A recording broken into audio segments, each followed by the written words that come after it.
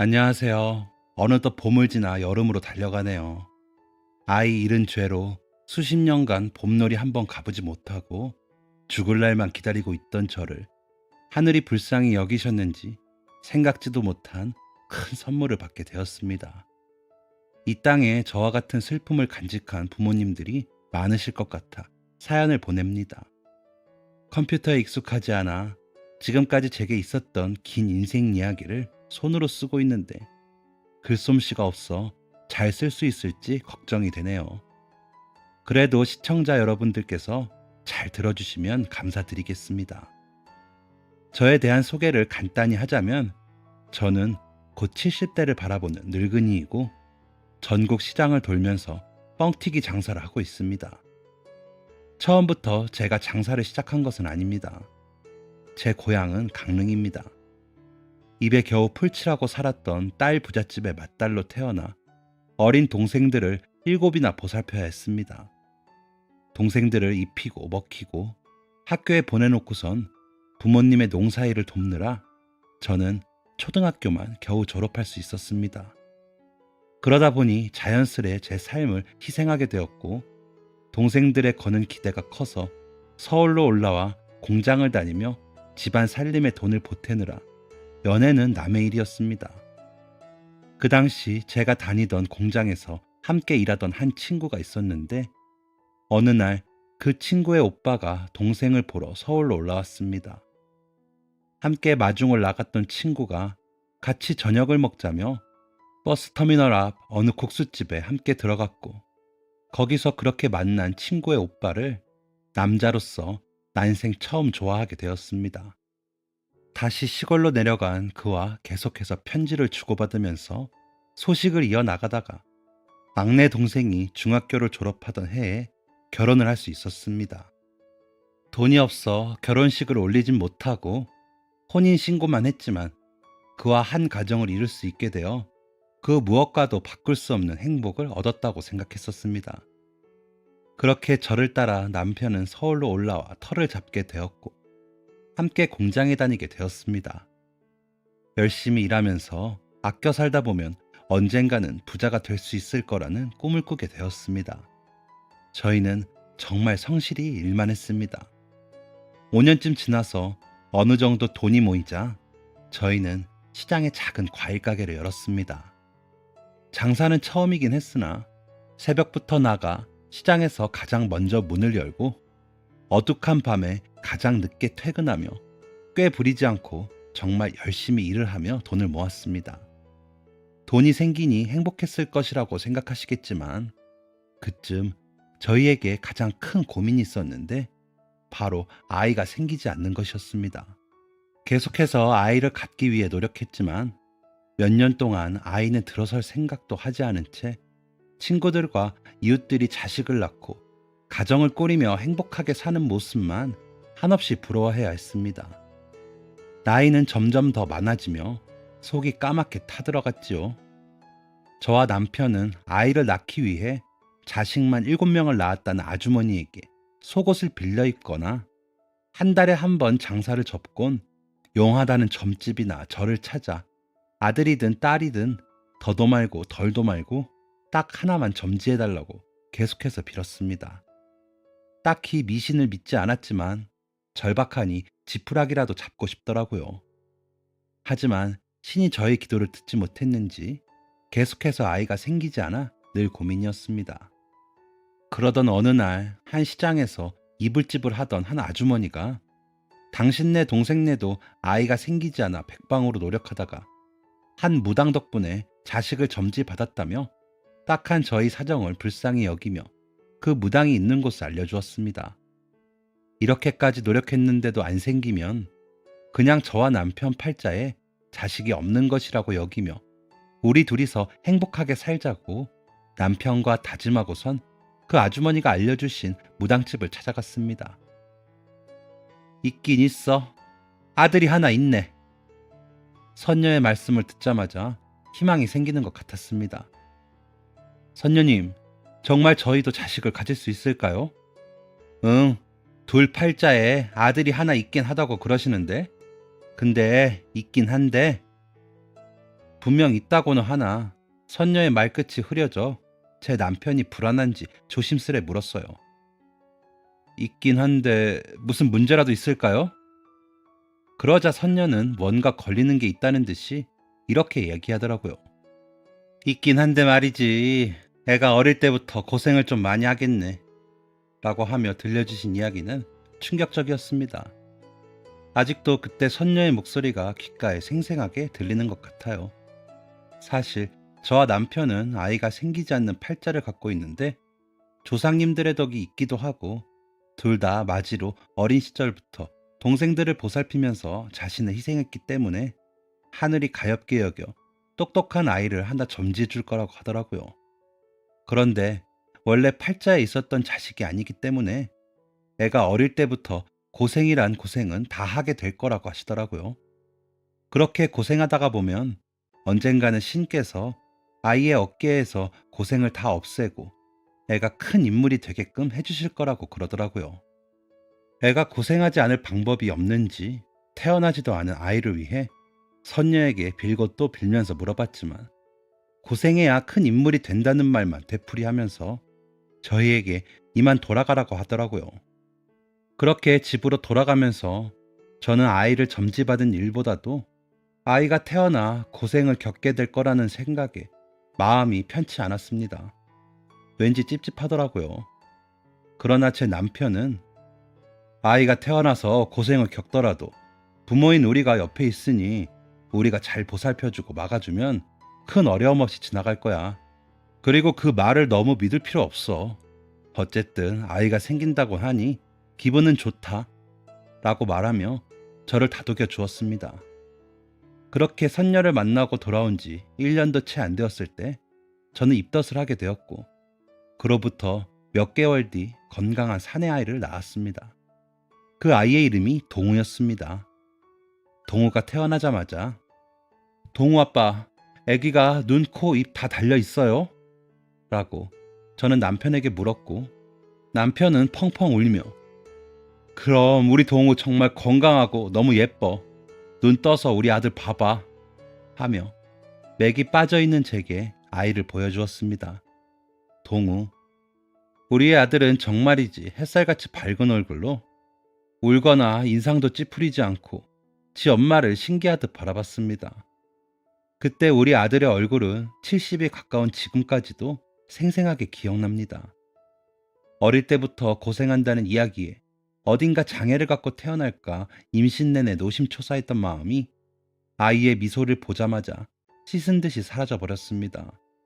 그렇게 저는 동우가 태어나고서 건강하게 자라는 모습을 보며 점점 선녀의 예언을 잊게 되었습니다.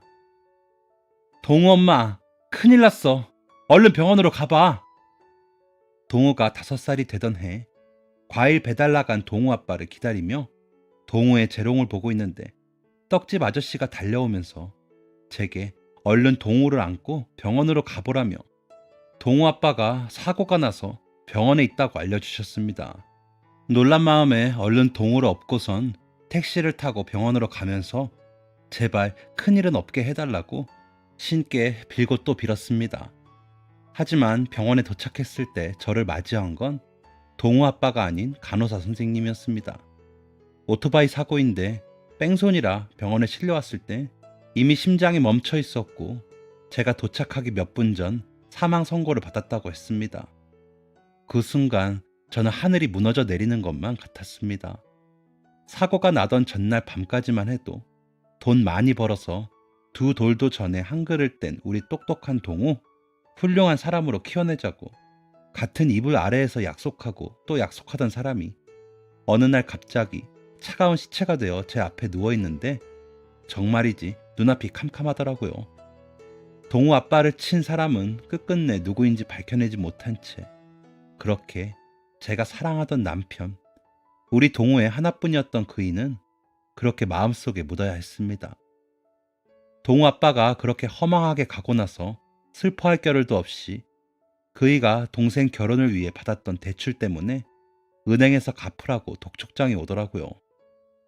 과일 장사하면서 벌었던 돈으로 일부 갚았지만 앞으로 남편 없이 동우를 키우면서 저 혼자 벌어야 했기 때문에 손이 딸리기도 해서 가게를 줄여야 했습니다. 정신없이 그이의 빈자리를 메우고 있을 때 선녀의 목소리가 귓가에 들리는 것 같았어요. 초년에 고생할 팔자야 하고요. 그이가 그렇게 가고 가세가 기울게 될 것을 선녀는 그때 알고 있었을까요? 못난 어미는 동호의 시련이 거기서 끝인 줄 알고 그이가 그렇게 간 것을 더 이상 슬퍼하지 말고 남은 인생은 동호를 위해서만 살자고 다짐했습니다. 그래야 제가 죽어서 저승에서 그이를 만나도 부끄럽지 않을 거라고 생각했어요. 그렇게 저는 그때부터 여자로서의 삶, 누군가의 아내로서의 저 자신은 완전히 포기하고 동호 엄마이자 아빠로서 그이 목까지 해내고자 잠도 줄여가면서 억척스럽게 일반했어요. 그러는 사이에 우리 동우는 어릴 때부터 영특하다 보니 부모 손이 필요 없을 정도로 알아서 잘 커졌어요. 저는 아이 아빠가 그렇게 가고 나서 집안 가세가 기울어졌던 그때가 바로 동우가 초년생일 때 겪어야 하는 고난이라 생각했어요. 하지만 나중에 돌이켜보니 그건 시작이었을 뿐이더라고요. 동우가 제 곁을 떠났던 그 긴 시간 동안 왜 그때 우리 모자 앞에 더 큰 시련이 있다는 것을 깨닫지 못했을까? 한탄스럽고 제 자신이 원망스럽더라고요. 가난했지만 지 아버지를 쏙 빼닮은 동우를 보면서 저 혼자라도 정말 열심히 일해서 키워야겠다고 생각했어요. 하루 종일 시장에서 장사하느라 천근만근 같은 몸을 간신히 끌고 집에 와서도 낮에 이웃집 할머니에게 맡겼던 동호를 데리고 와서 씻고 저녁을 먹이고 자리에 눕히는 그 순간순간 모든 것들이 전혀 피곤하게 느껴지지 않았어요. 오히려 행복했죠. 그 일이 있기 전까지는 말이에요. 힘든 일은 소리 없이 찾아온다는 말처럼 제 인생에서 가장 큰 시련이 어느 날 정말 갑자기 제게 찾아왔어요. 수십 년이 지난 지금도 그날 있었던 일만큼은 생생하게 기억이 나요. 이 늙은이가 아마 죽기 직전에도 그때의 기억은 선명하고 또렷하게 생각날 것 같아요. 어느 화창한 봄날이었어요. 이제 막 국민학교에 입학해 친구들을 사귀느라 정신이 없었던 4월의 어느 날이었죠.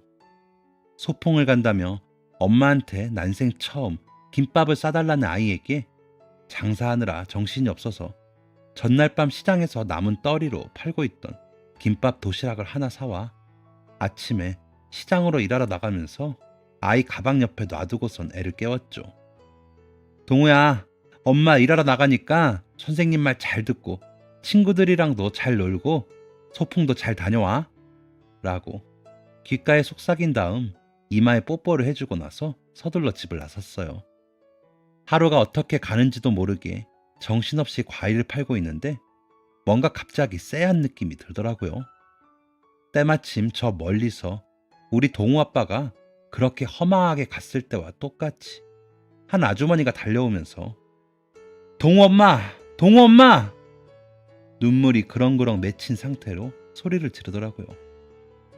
아주머니, 무슨 일이에요? 설마 우리 동우에게 무슨 일이 생긴 건 아니죠? 라고 저도 서둘러 일어나 아주머니에게 물어봤지만 아주머니는 얼른 시장 출입구와 횡단보도 맞은편에 있는 파출소로 달려가 보라고 하셨어요. 그렇게 저는 제가 신발 한쪽이 벗겨진 줄도 모르고 파출소로 뛰어갔고 거기서 청천벽력 같은 소리를 들었어요. 제 아이가 소풍으로 갔던 유원지에서 갑자기 사라졌고 몇 시간째 찾지 못해서 선생님이 파출소에 신고했다는 사실을요. 그 뒤로는 기억이 없는데 아마 그 말을 듣자마자 쓰러졌던 것 같아요. 눈을 떠보니 병원 침대였어요. 제 주위로 시장에서 같이 일하면서 친해졌던 아주머니들이 둘러싸고 있었는데 그들의 눈빛이 하나같이 제가 안쓰럽고 딱하다는 듯이 쳐다보고 있어서 동우가 없어진 게 꿈이 아니었다는 사실을 받아들이게 되었어요. 그 뒤로는 정말 며칠 동안 밥도 안 먹고 목만 잠시 축이면서 백방으로 동우를 찾아다닌 것 같아요. 동우의 입학식 날 찍어둔 사진 한 장을 들고 다니면서 동우랑 비슷한 아이가 있는지 찾았고 동우의 뒷모습이 조금이라도 닮았으면 아이의 팔을 붙잡아 부모들에게 욕도 많이 먹었어요. 하지만 어디에서도 찾을 수 없었죠. 경찰들도 실종 신고를 내고서 이렇게 시간이 흐른 경우엔 아이를 못 찾을 수 있다며 고아원이나 시설 위주로 일단 찾아보자고 했어요. 그렇게 몇 달 동안 찾으러 돌아다녔지만 우리 아들의 머리카락 하나도 찾을 수가 없었어요. 아이를 정말이지 찾을 수가 없어 지푸라기라도 잡는 심정으로 우리 아이를 점지해 주신 선녀를 찾아갔어요. 선녀께 아이를 잃어버렸다며 전 재산을 바치더라도 꼭 우리 아이를 찾아달라고 빌고 또 빌었죠. 하지만 선녀는 고개를 저으면서 이렇게 이야기하더라고요. 내가 그랬잖아. 애가 초년에 고생을 엄청 해야 하는 팔자라고. 때가 되면 다 만나게 되니 무조건 기다려. 애는 살아있어. 그리고 반드시 지 엄마를 보러 올 거야. 선녀는 저를 안쓰러워하며 타이르듯이 이야기했어요. 저부터 정신 차리라고. 이렇게 모든 것을 놓으면 나중에 아이를 만나기 전에 제가 먼저 죽겠다고. 그래서 만나지 못해도 되냐면서 소리를 질렀죠. 그때 눈이 확 트이는 것 같더라고요. 죽기 전에 우리 동우를 찾지 못하고 죽는다면 죽어서 애 아빠 앞에서 내가 제대로 고개를 들 수 있을까? 우리 동우 아빠가 저승에서 나를 원망하고 있을 것 같아 마음에서 응어리진 게 뺨을 타고 눈물로 흘러내렸어요. 그래, 그래, 이제라도 밥 잘 먹고 열심히 살다 보면 분명 자식은 보고 죽을 수 있을 거야. 그러니 너부터 정신 차려. 그렇게 선녀의 이야기를 듣고 저는 스스로를 다독이며 몇 달 만에 정신을 차려 집으로 돌아올 수 있었습니다. 하지만 도저히 가만히 앉아서 아이가 올 때까지 몇 년, 몇십 년이 걸릴 세월을 기다리고만 있을 순 없었습니다. 그래서 동우 아빠에겐 정말 미안했지만 과일 가게를 팔아서 그 돈으로 뻥튀기 기계를 사고 운전면허를 땄어요. 전국을 돌아다니면서 장사를 하게 된다면 분명 우리 아들이 어느 날 엄마 하며 저를 찾아오지 않을까 싶었어요. 그래서 우리 동우가 가장 좋아하는 것을 팔아야겠다고 생각했고 그렇게 뻥튀기 장사를 시작하게 되었어요. 그래도 동우가 언젠간 집을 찾아올 거라는 생각에 집은 팔지 않고 전국을 돌아다니면서 가끔씩만 집에 옷가지를 챙기거나 며칠씩 쉬러 왔었는데요. 그마저도 애를 잃어버린 어미년이 편하게 쉴 수는 없다는 죄책감에 가끔씩 새우 잠만 자고 일하러 떠났어요. 그렇게 장사를 하며 전국을 떠돈 지 수십 년의 세월이 흘러 저는 벌써 칠순의 나이에 다다르게 되었어요. 점점 늙어가면서 모든 기억이 희미해져 동호의 얼굴도 갑자기 잘 생각나지 않는 날들이 늘어갔어요. 이렇게 하다간 동호를 찾기도 전에 내가 동호를 잊어버리겠다는 두려움에 집안 곳곳에 동호 어릴 적 찍은 사진과 경찰서에서 만들어준 동호의 성인 모습의 사진을 붙여놓고선 계속해서 동호를 기억하려고 노력했어요. 동호를 잊지 않기 위해서 그리고 찾기 위해서 정말 제 인생은 버려가며 했던 많은 노력들이 하늘에 닿아서였을까요? 기쁜 일은 슬픈 일보다 더 소리 없이 제 인생에 찾아오더군요. 어느 비 오는 날이었어요. 그때 제가 서울 아현시장에서 뻥튀기를 팔면서 우리 아들 어렸을 적 사진이 대문짝만하게 그려진 전단지를 함께 손님들께 나눠드리고 있었어요. 혹시라도 이렇게 어른으로 자란 우리 아들을 아시거나 본 분들이 있다면 제게 꼭 좀 연락해달라고 이제 일상이 되어버린 아들을 찾는 일을 하며 뻥튀기를 팔고 있었어요. 그런데 딱 우리 동우가 잘 자랐으면 저 정도 나이가 되었겠다 싶은 남자가 한 꼬마의 손을 잡고 우리 뻥튀기 트럭 앞으로 오더라고요. 근데 참 희한하게도 꼬맹이의 모습에서 언뜻 우리 동우가 보이더라고요. 동우가 어릴 때 저렇게 생겼는데 하는 생각이 들면서도 남자가 입은 옷들이 늙은 노인이 봐도 제법 값어치가 있어 보이길래 우리 동우 생각이 나서 어디선가 제대로 사람 구실은 하고 살고 있을까 마음 한켠이 울컥해지더라고요. 30대 중반은 되어 보이는 남자가 제 앞에 서서는 아주머니 이거랑 이거 주세요 하면서 뻥튀기 몇 봉지를 손에 잡더라고요. 지 아빠 손을 잡고 있던 꼬맹이가 입이 귀에 걸린 채 방방 뛰면서 좋아하는 모습을 보니 우리 동우가 생각나 계산을 해주면서 이쁜 애기한테 뻥튀기 하나 더 준다며 과자 하나를 손에 쥐어 보냈어요. 남자는 감사하다고 아이한테도 할머니께 감사드린다고 해야지 하면서 환하게 웃더라고요. 제 아비를 닮아서 꼬맹이도 저렇게 활짝 웃는구나 싶어 바라보느라 우리 동호를 찾는다는 전단지를 건네지 못했어요. 잠깐 넋이 나가 있었죠. 그래서 지금이라도 쫓아가서 전단지를 줘야겠다는 생각에 남자와 아이가 뻥튀기를 사고선 갔던 방향으로 서둘러 발걸음을 옮겼어요. 늙은이라 빨리 뛸 순 없었지만 저 멀리서 남자와 아이가 보이더라고요. 저기 하는 순간 횡단보도를 건너려는 남자와 아이 옆으로 쌩 하면서 어디선가 오토바이가 튀어나와 옆을 스치고 지나갔어요. 순간 아이가 오토바이랑 부딪힐 뻔했는데 아이 아빠가 아이를 확 끌어당기면서 애를 품에 안고 구르더라고요.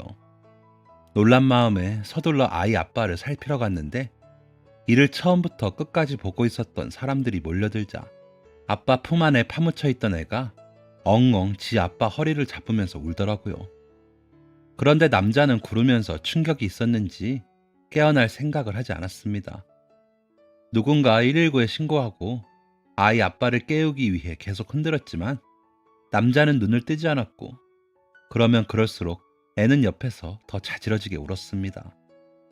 계속 놔뒀다간 애 아빠가 깨어나기도 전에 애가 너무 우느라 잘못될 수 있겠다는 생각에 우리 동호를 안듯 아이를 얼른 안아서 등을 어루만져 주었습니다. 우리 애기 놀랐지? 곧 아빠는 일어날 거예요. 그니까 눈물 뚝 그치자 라고 하면서 아이를 달래주었어요. 그때 119 구급대가 도착했고 깨어나지 않는 남자를 구급차에 실으며 혹시 보호자는 없는지 외쳤어요.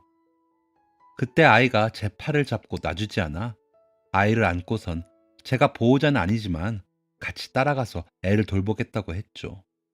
그러면서 시장에서 친하게 된 이웃집 반찬가게 형님에게 뻥튀기 장사 좀 잠시 맡아달라며 문자를 보냈어요. 그렇게 저와 남자, 아이가 탄 구급차는 서둘러 근처에 있던 병원에 도착할 수 있었어요. 혹시 이 환자 보호자세요? 라고 묻는 간호사 선생님에게 저는 보호자는 아니에요. 애가 너무 울어서 사고 났을 때 따라왔어요. 라고 하면서 잠든 아이의 얼굴을 보여주었어요. 간호사 선생님은 알겠다는 듯이 고개를 끄덕이곤 남자의 주머니에서 휴대폰을 꺼내 어디론가 전화를 하더군요. 저는 자는 아이를 품에서 내려놓고선 응급실에서 선생님들이 남자를 깨우는 것을 보면서 스르륵 저도 긴장이 풀려서인지 잠시 졸았어요. 몇 분이 지났을까? 갑자기 할머니 하는 소리가 귓가에 들리더라고요. 눈을 떠보니 꼬맹이가 언제 잠에서 깼는지 저를 보면서 저기 아빠가 깨어난 것 같아요 하면서 환하게 웃더라고요. 다행히 남자가 깼다는 소식에 아이 손을 잡고선 남자가 누워있는 침대 앞으로 다가섰어요. 침대맡에 남자의 이름이 적혀 있었는데 우연같게도 우리 동호랑 비슷한 이름이었어요. 조동욱. 동욱이라. 동호였으면 얼마나 좋았을까. 아니 주책맞게 우리 아들이 아니면 어떻고 깨어나서 참 다행이야 하고 생각하며 남자를 바라봤는데 그 순간 저는 말문이 막힐 수밖에 없었어요. 아니 이게 왜 여기 있어?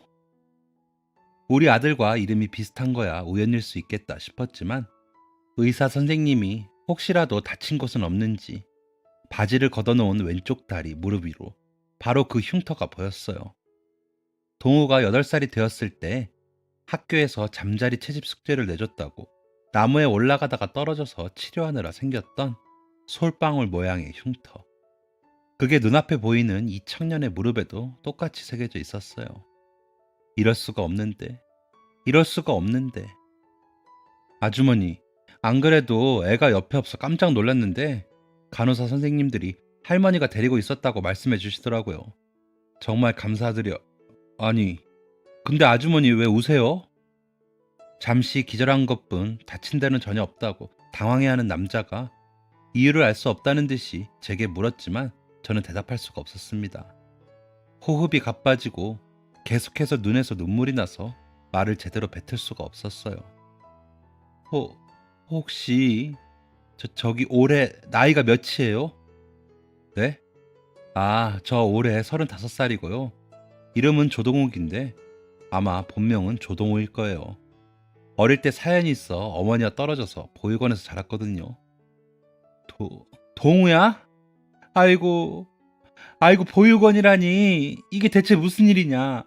우리 동우가 정말 맞았던 거야? 엄마야. 엄마 못 알아보겠어? 정말 우리 아들이 맞았어요. 꿈에서 동우 아빠를 만날 때마다 35세 어렵게나 10년도 채 같이 못 살고 떠나보낸 우리 동우가 너무 가여워서 선녀의 말대로 꼭 어디선가 사람만 있다면 지금 죽어도 여한이 없다면서 베개가 흠뻑 적시도록 울었었는데, 세월을 건너서 우리 아들이 진짜 선녀의 말대로 돌고 돌아 결국 지 애미를 찾아온 것이었어요. 우리 불쌍한 동우, 불쌍해서 어쩔꼬, 우리 동우. 저는 아무 말도 못하고 흐느끼며 이 말만을 되뇌이고 있었습니다. 아주머니, 혹시 그럼 성함이 김향자 숙자 맞으세요? 맞아, 맞아. 내가 네 엄마야. 네 무릎에 있는 그 솔방울 모양 상처, 학교 숙제로 잠자리를 잡으려다가 그렇게 된 거잖니. 우리 아들, 죽기 전에 이렇게 우리 아들을 보다니. 맞아요. 제가 맞아요.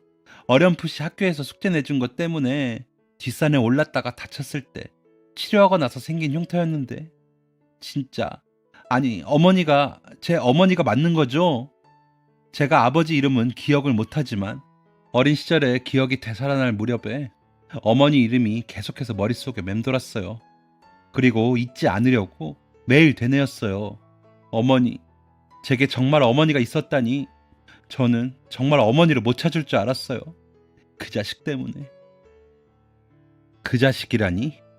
그리고 기억이 되살아나다니? 보육원은 다 뭐고 그게 다 무슨 말이냐? 너를 그렇게 찾아 헤맸는데 보육원에서 있었던 거야? 동우의 입에서 그 자식이라는 단어가 나왔을 때 의아할 수밖에 없었어요. 우리가 떨어져 있었던 게 누구 때문이라니?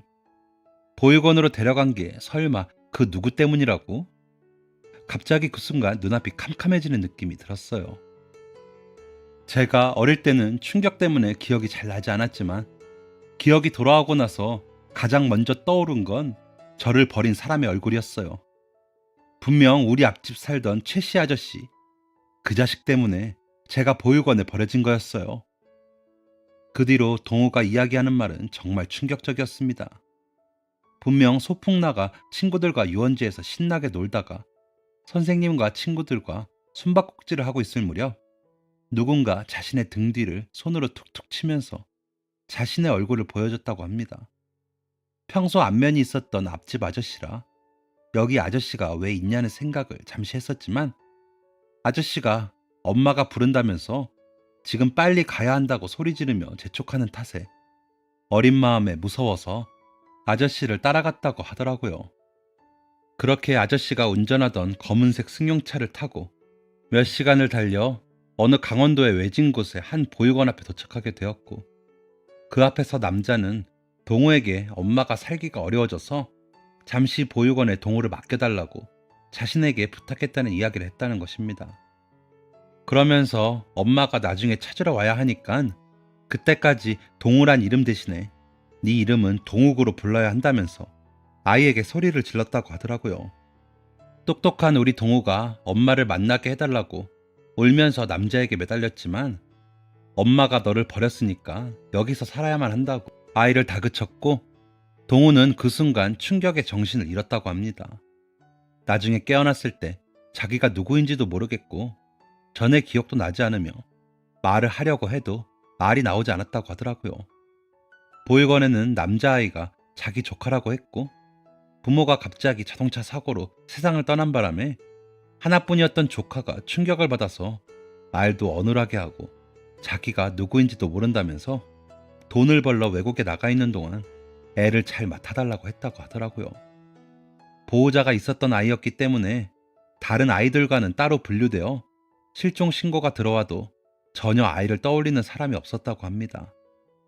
그렇게 우리 아이는 혼자가 되었고, 보육원에서 나와 20년이 넘는 세월 동안 모진 시간을 견디면서 제 이름 하나만 기억나고 다른 건 기억도 나지 않은 채로 시간이 날 때마다 찾으러 다녔다고 하더라고요.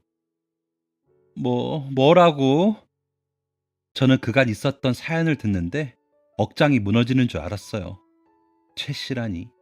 최 씨는 우리 집 앞집에 살던 노총각이었어요.